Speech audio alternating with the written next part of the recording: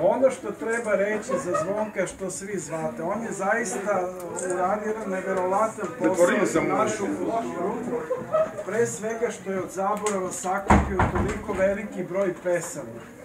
Znači, on je tragao za pričama, za tim pesmama, našao je note, oživeo je te priče, snimio ih i te priče o tome da je krajem 19. ili početkom 20. veka neko bio zaljubljen u nekoga, pa onda bilo ovo ili ono, onda snimio ili napisao neku pesmu. To nam je sve te priče i lepe pesme, kako sam ja na jedan način metaforički to pokušao da izrazim zaista kao što je Vuk Karadžić svojevremeno za jedan, da kažem, deo naše srpske istorije bio važan. Mislim da je tako Zvonko Bogdan za Panoniju. Jer je od zaborava nama svima doneo te prelepe priče i pesme iz Panonije i snimio ih i one su postale svojina svih nas.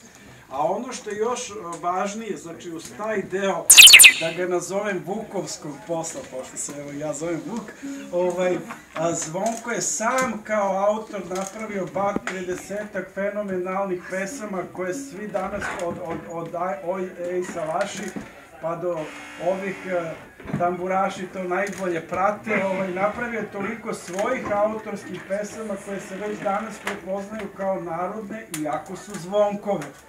I ono što možda treba reći, čak i kad je napravio prvu pesmu Ej Salaši na severu Bačke, on nije želeo iz svoje skromnosti koju je sačuvao do dana zaista kao veliki gospodin, čak ni da je predstavi na snimanju kao svoj.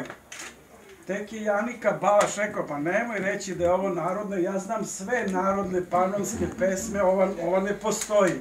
I onda je tadašnji Zvonko Bogdan mlađi rekao, pa nisam teo da kažem, to je moja pesma. Mislim, prosto i još jedna, da kažem, lepa crtica i sličica o zaista velikom gospodinu koji je ovde zajedno sa nama i koji nam je danas domaćin.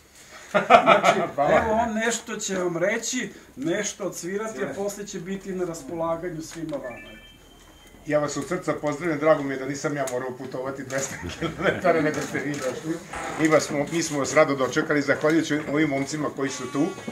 Mi godinama čuvamo ovaj jedan milje, ali da ne bih morao sad svakom ponosom da pričam, gospodin je bio kontraš, jedan koji je u Somboru završio školu i kad sam ja otpevao Ej Salaši na severu Bačke, on nije znao melodiju i on je pitao od tebi, kažem, ja sam to čuo od somborskih svirača, a on je bio Mađar pa kaže, a kako si ti čuo kad ja u životu to nisam čuo, ja sam odrastao u Somboru. I naravno to je bio razlog da sam ja morao da se potpišem kao autor i to je bio početak, jer tad za vreme taj partije 70. godina nije se mogao svakom pojaviti kao autor. Taj mora dobiti svoju vizu, svoju ulaznicu i u radio i novine i svugde. Ali mi smo se malo prošetali, danas sam drugo.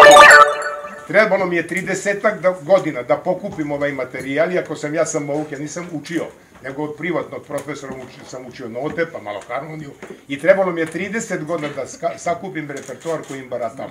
Danas stavite USB-B i sve je tu.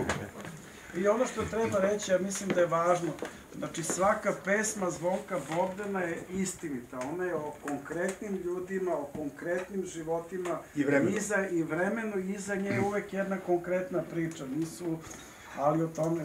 Da, to ću vam ja reći, ali najbolje kroz samu pesmu. Ja ne smem da pijem ovo crno vino, ja ću samo da držim i da vam nazdravljam, jer ako budem pio, od pevanja neće biti ništa.